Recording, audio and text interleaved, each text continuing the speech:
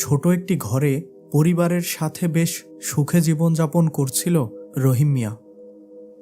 তবে তার গ্রামে কোনো প্রকার জমি জমা নেই যে সেখানে সে চাষ করতে পারে।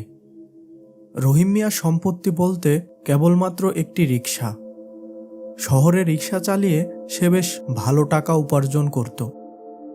রহিম মিয়া প্রতিদিন সকাল 6টায় বাসা থেকে রিকশা নিয়ে বেরিয়ে পড়ত এবং রাত 9টা পর্যন্ত রিকশা চালিয়ে বাসায় ফিরত। এর মধ্যে সে কয়েকবার খাওয়া দাওয়া এবং অন্য কোনো কাজ থাকলে বাসায় আসত। কিন্তু এক রাতে তার সাথে এমন একটি ঘটনা ঘটে যায় যা তার জীবনে একটি বিশেষ পরিবর্তন নিয়ে আসে এবং সেই ঘটনাটি হয়তো তার মৃত্যুর আগ পর্যন্ত সে ভুলতে পারবে না।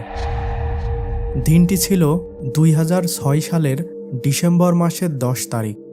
সকালের আকাশে অল্প মেঘ এবং সেই সাথে চারিপাশ কুয়াশায় আচ্ছন্ন। রহিম প্রতিদিনের মতো রিকশা নিয়ে তার বাসা থেকে বের হয়। আজকাল সকালে সে বাসা থেকে কোনো প্রকার খাবার খায় না। রাস্তার মোড়ের একটি চায়ের দোকান থেকে 1 কাপ চা ও একটি বিস্কিট খেয়ে সে সকালের খাওয়া দাওয়া শেষ করে। সময় তখন দুপুর 2টা। রহিম সকাল থেকে মাত্র 2টি যাত্রী পেয়েছে, তাই মন খারাপ করে রাস্তার পাশের একটি গাছের নিচে বসে আছে।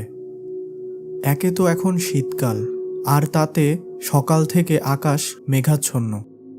খুব কম পরিমাণ লোকজন বাহিরে বের হচ্ছে। কেবলমাত্র যাদের বাহিরে যাওয়া খুবই প্রয়োজন তারাই কেবল বের হচ্ছে। রহিম আজকে দুপুরের খাবার খেতে তার বাসায় যায়নি। তার আজকে যেন কোনো প্রকার ক্ষুধা নেই। রহিম নিজের মনে ভাবতে থাকে, আজকে তো তেমন ভাড়া হচ্ছে না।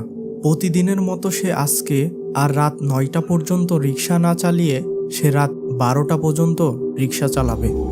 এছাড়া বিভিন্ন প্রকার চিন্তা ভাবনা করতে করতে সে কখন যেন গাছের নিচে ঘুমিয়ে যায়।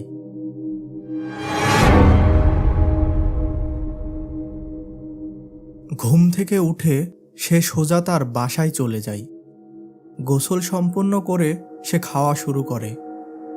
বাসায় সে জানিয়ে দেয় যে আজকে সে রাত 12টা পর্যন্ত রিকশা চালাবে। বাসা থেকে সে আনুমানিক বিকেল 4টার দিকে বের হয়ে পড়ে রিকশা নিয়ে। বিকেলের দিকে সে 2-3টি যাত্রী পায়। এদিকে রাত 11টা পর্যন্ত অনেক ঘোরাঘুরি করেও সে কোনো প্রকার যাত্রী পায় না। শীতের রাত, লোকজন সব রাত 8টার মধ্যেই যে যার বাড়িতে ঘুমিয়ে গেছে। অনেক মন খারাপ নিয়ে রহিম তার বাসার উদ্দেশ্যে রওনা দেয়।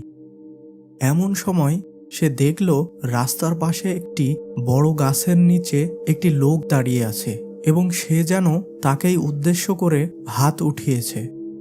রহিম মনে মনে বেশ খুশি হলো এবং সে গাছের পাশে যেয়ে রিকশা থামালো।